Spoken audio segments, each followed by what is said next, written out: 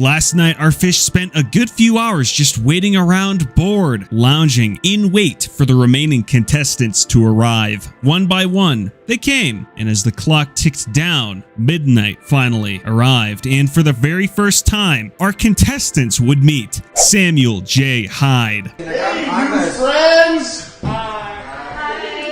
How's everybody doing? He gives them a harsh scolding for their lack of enthusiasm. When I came up, there was no TikTok, there was no Instagram. I came up, it took me 10 years working as a background extra on these fucking garbage shows. Okay, it took me 10 fucking years to do what would take today an Instagrammer or a Twitch person 6 months to do. This opportunity, it's whatever you make of it. I don't care, okay? I don't know you. I would recommend, though, that when I say, how you doing, fish tankers, we get a modicum of enthusiasm, okay? I don't know if you want to be famous. I don't know. If you don't, why are you here? Rhetorical question, don't answer that. And then once again, they meet Sam a second time.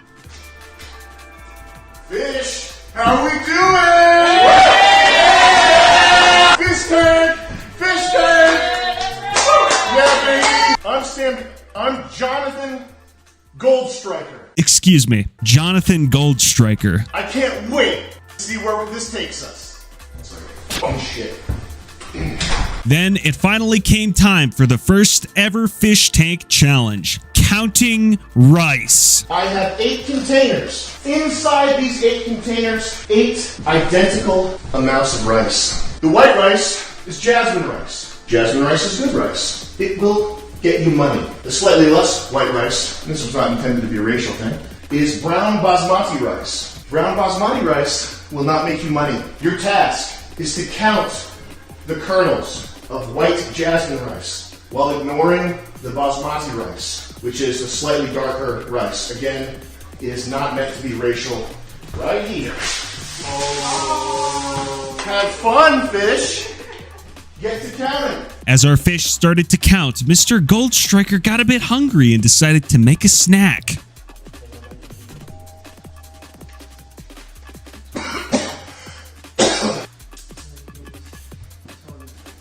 Crispy.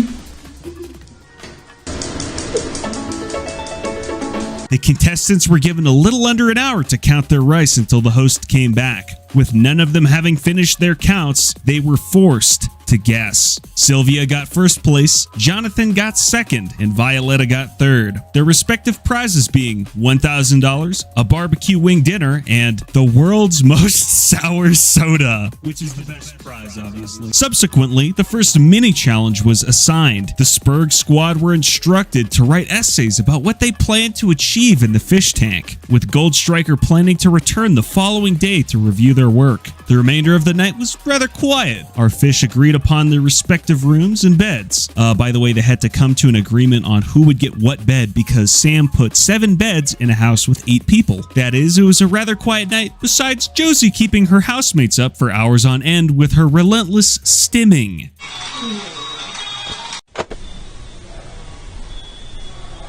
After a good night's rest, morning came and they all seemed to be settling in pretty well. That is, except for Vance, who in particular seems to be having a pretty difficult time coping with his decision to come here. If Vance doesn't seem familiar, that's because I forgot to introduce him in my first video, and in my defense, he hasn't done much but sleep since he got to the house, so he might as well not even be here.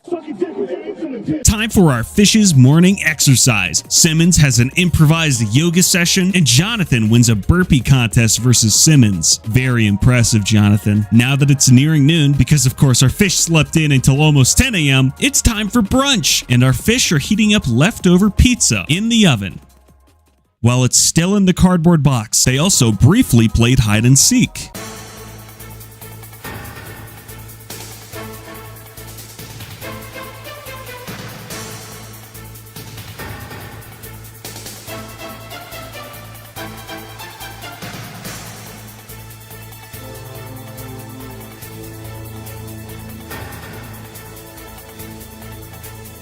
The sharks also emerged for the first time, delivering some Mickey D's to our hungry little hippos. While our contestants were eating their meals, late arrival Jonathan managed to ruin the entire show on the second day. They kept talking about you and Vance and how you were like shutting him down. Oh, what? The chat said you were shutting him down. In the chat, they would say fans were like, oh no, fans were trying to make a move and she shut him down. What? He had accessed the website at some point before his arrival and informed his peers of what he saw. This is a pretty huge blow to the show, as part of the psychological warfare regarding the spectacle was that these 8 individuals would have a minimal idea of what exactly was going on. While very unfortunate, life goes on, and Jonathan got his just desserts when the first TTS message of the show played. Yeah. John, shut up, you stupid retard. This was actually a bypass from the filters as well. Slurs aren't allowed in any form, but this is clearly an act of God, so it's forgiven. Meaning like maybe they put WEETARD, retard, to get That makes sense. Of course, regardless of his punishment, after the leak, people are still pretty upset about John's slip-up. A poll on Sam's Twitter reflected this. As the day went on, Vance became more and more social with the rest of the tank, but Daniel has proved himself to be quite the recluse. After breakfast, he spent all day in his room, but that is until the sharks came to get him.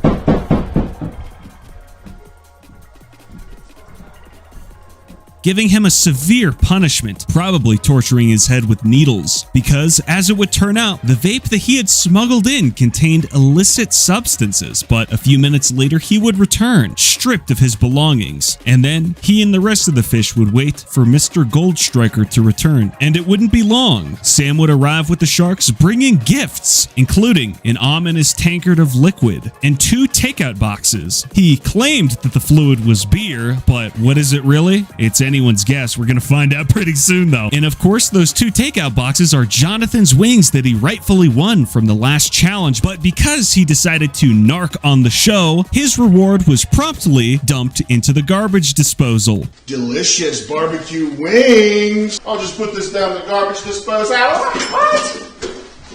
Whoopsie. No wings for bad guys. Whoopsie doodles. Oops. Let me just turn the garbage disposal on. Oh my god. Bro, I got your Mr. Goldstriker then introduces the concept of fish bucks, wherein these magical fish bucks are granted to contestants to win challenges. Fish bucks are pieces of copy paper with clip art images of a bundle of dollars on them, and they represent $500. Each of these fish bucks will be redeemed with a contestant's termination or victory on the show. However, they will be taken away if a contestant leaves of their own volition. Sam printed out 200 fish bucks, which means that there is a total pool of $100,000. But if we're looking at this from an outside perspective, if we're analyzing this, this is a very clever technique to try and get them invested in the show and not leave, because tonight is when all of the fish toys are enabled. So it's going to be really interesting to see what happens. Each contestant was granted 1 fish buck. That is, except for Jonathan, the narc. Fuck Jonathan. Also, he's having his bed taken away. Hold this L, boy. Goldstriker then reviews the essays after 5 minutes of silence and coughing, trying to figure out how to operate a ceiling fan.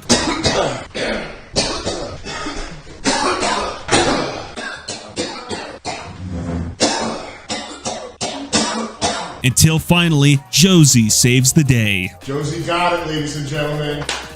Another victory for Team Josie. Yeah! Aletta is the first to read her essay, proving herself to be an absolute airhead and unlikable bitch. But yeah, like, I just want to do cool and fun things in my life. I hope she gets kicked first. Next, we got Jonathan with his smaggle-daggle-ass accent talking about the fwents he's made in the fish tank. And fortunately, his essay is brief. Or make some friends on the break. I plan to use this opportunity. Then we got Daniel with his bombastic speech. When I win, which I will.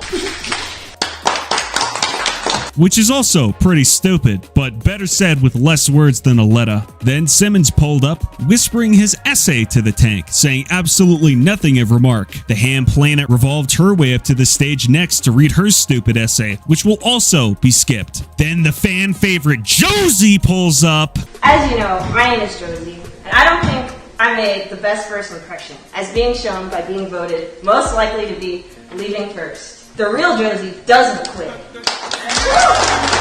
Well done, Josie. The penultimate speaker, Vance, checks in, shitting on the audience, and we all love it. The Fishtank, 8 strangers coming together from all walks of life to provide sick, fetishistic entertainment to perverts. This experience will be Based. Finally, Morrow spits his short piece, proving himself to be among the least intelligent on the entire cast. Who do I want to be in 6 weeks? I want to be someone more patient. I want to be someone who has fears but is not afraid to face them. Someone who has... And that's it for the night. Well done, Fish. Honest work. Fantastic. An honest day's work.